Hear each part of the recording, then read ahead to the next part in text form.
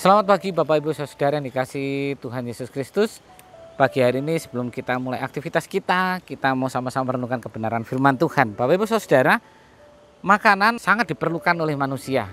Kita butuh makan paling tidak 2-3 kali sehari kita makan. Mungkin ada yang lebih dari 3 kali makan. Saya sendiri terbiasa makan kalau pagi hari, itu biasanya saya sarapan. Karena kalau tidak makan maka biasanya badan jadi lemes gitu. Kita lihat bahwa makanan begitu penting buat kehidupan manusia. Ketika orang nggak makan, tidak makan, maka tubuhnya menjadi lemas. Untuk beraktivitas juga sulit, untuk beraktivitas juga susah, tidak ada tenaga. Dan ketika kita makan, kita tidak bisa makan hanya sekali. Hari ini saya makan, besok saya makan lagi. Seterusnya kita akan makan. Dan kegiatan makan ini akan berlangsung terus-menerus. Namun meskipun manusia itu membutuhkan makan, ada kalanya manusia itu tidak punya nafsu makan. Ada kalanya manusia itu mengalami kehilangan selera untuk makan. Pada saat apa? Ya, biasanya ketika saat depresi, manusia mengalami banyak masalah. Keadaan ini membuat manusia seringkali ketika kita dalam keadaan depresi malas untuk makan. Kita lebih cenderung untuk diam, kita tidak mau makan, selera makannya hilang. Dan kalau kondisi ini berlanjut, kita tidak makan, tidak ada selera makan, tidak ada sesuatu yang masuk ke tubuh kita, kondisi ini terus berlanjut, maka jika dibiarkan tubuh kita akan mengalami sakit. Kita tidak ada tenaga, kita tidak bisa beraktivitas, dan tubuh kita mengalami sakit. Bapak Ibu Saudara yang dikasih Tuhan, keadaan yang demikian rupanya juga pernah dialami oleh Elia. Di dalam 1 Raja-Raja 19 ayat 3 sampai yang kelima, saya bacakan, maka takutlah ia lalu bangkit dan pergi menyelamatkan nyawanya. Dan setelah sampai ke Berseba yang termasuk wilayah Yehuda, ia meninggalkan bujangnya di sana. Tetapi ia sendiri yaitu Elia masuk ke padang gurun sehari perjalanan jauhnya. Duduk di bawah pohon arar, kemudian ia ingin mati. Katanya, cukuplah itu sekarang ya Tuhan, ambillah nyawaku, sebab aku ini tidak lebih baik daripada nenek moyangku. Sesudah itu ia berbaring dan tidur di bawah pohon arar itu. Tetapi tiba-tiba seorang malaikat menyentuh dia serta berkata kepadanya, bangunlah, makanlah. Kondisi ketika Elia mengalami depresi, ketika dia dikejar-kejar untuk dibunuh, dia mengalami ketakutan, dia mengalami depresi. Apa yang dikerjakan? Dia lari ke padang gurun. Dia tidur, tidak ada nafsu makan. Saudara, kalau perhatikan ayat tadi katakan 1 hari perjalanan, berarti cukup jauh sebenarnya waktu yang ditempuh.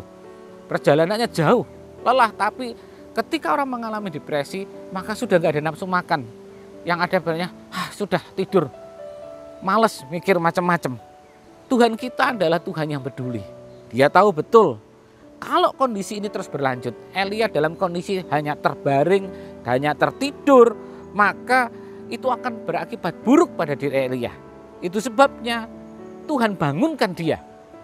Yang menarik Bapak Ibu Saudara, ketika Tuhan bangunkan dia, di ayat yang kelima Tuhan bangunkan dia, kalau saudara perhatikan ayat yang kelima, tetapi tiba-tiba seorang malaikat menyentuh dia serta berkata kepadanya, bangunlah, makanlah. Ketika Tuhan membangunkan dia, saya bayangkan Tuhan berkata, Elia bangun. Tuhan gak ngomong, cuci muka dulu, olahraga dulu.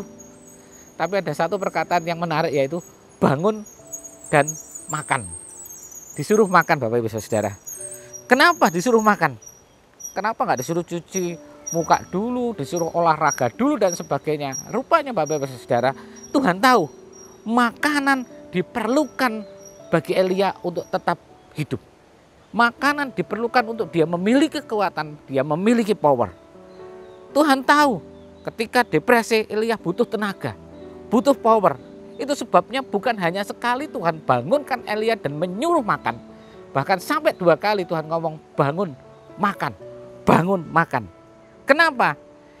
Ketika 2 kali Tuhan suruh bangun dan makan, artinya bahwa apa yang dilakukan Tuhan itu begitu penting. Di sini kita melihat Tuhan ingin Elia tidak meratapi nasib. Dia tidak larut kepada depresi, kepada masalah yang saat itu dihadapi. Tapi Tuhan ingin Elia bangun, maju. Karena apa? Alkitab berkata ada perjalanan yang harus jauh, ada perjalanan jauh yang harus dijalani. Dan Tuhan tahu dengan kekuatan dari makanan yang dimakan itu, maka Elia nanti mampu berjalan jauh. Dengan kekuatan dari makanan itu, Elia mampu berpindah dari padang gurun ke gunung Allah. Di ayat yang ke-8 kalau saudara perhatikan, di ayat yang ke-8 berkata demikian, maka bangunlah ia Elia lalu makan dan minum, dan oleh kekuatan makanan itu ia berjalan 40 hari 40 malam sampai ke gunung Allah, yaitu gunung Horeb. Saudara-saudara yang dikasihi Tuhan, dengan kekuatan makanan yang diberikan oleh Tuhan, Elia mampu berpindah dari padang gurun, dari persoalan, dari depresi yang dihadapi. Dia mampu berpindah ke gunung Allah, ke tempat di mana Allah ada. Saudara-saudara, begitu juga dalam kehidupan kita. Mungkin saat ini kita sedang dalam depresi, permasalahan yang membuat kita rasanya malas sekali, yang membuat kita wegah untuk hidup lagi, sehingga kadang-kadang kita juga lupa makan. Pagi hari ini tentu makanan diperlukan, tapi bukan hanya bicara tentang makanan secara jasmani. Seperti juga di dalam Matius 4 ayat yang keempat berbicara demikian. Tetapi Yesus menjawab, ada tertulis, manusia hidup bukan dari roti saja, tetapi dari setiap firman yang keluar dari mulut Allah. Tidak hanya bicara tentang makanan jasmani. Karena apa? Manusia sejatinya tidak hanya hidup menurut firman Tuhan, tidak hanya hidup dari roti, tidak hanya hidup dari nasi rawon, dari nasi pecel, dari gudeg. Tapi ingat, ada satu hal yang penting, makanan, yaitu makanan rohani, yaitu dari firman Tuhan. Ketika kita alami depresi, bangun, makan firman Tuhan. Lewat apa? Lewat membaca kebenaran firman Tuhan. Lewat apa? Lewat saudara seperti saat ini menonton renungan-renungan di YouTube atau dimanapun saudara baca renungan-renungan, karena itu adalah makanan rohani yang akan membuat kita mampu menjalani kehidupan ini, yang membuat kita mampu berpindah dari padang gurun ke gunungnya Allah. Selamat pagi, selamat sarapan, selamat makan. Tuhan memberkati. Mari kita berdoa. Terima kasih Tuhan, kami mengucap syukur Tuhan buat pagi hari ini Tuhan, di mana firman Tuhan mengingatkan kami kembali Tuhan dalam keadaan persoalan kehidupan yang seringkali membuat kami Tuhan, membuat kami merasa jenuh, membuat kami merasa malas Tuhan. Kami tahu Tuhan, Engkau sudah menyediakan makanan terbaik bagi kehidupan kami, yaitu firman-Mu. Kami mau makan firman-Mu Tuhan setiap saat Tuhan, karena dengan makanan yang Tuhan berikan, kami mampu kembali untuk penuh semangat hidup menjalani kehidupan ini. Kami mampu berpindah dari padang gurun ke gunungnya Allah. Terima kasih, berkati aktivitas kami sepanjang hari ini Tuhan. Kami serahkan gereja di mana kami ada, Tuhan memberkati kota di mana kami tinggal, Tuhan memberkati pekerjaan kami, Tuhan memberkati keluarga kami juga, Tuhan memberkati. Terima kasih, kami masuki hari ini hanya di dalam nama Tuhan Yesus Kristus. Haleluya, amin.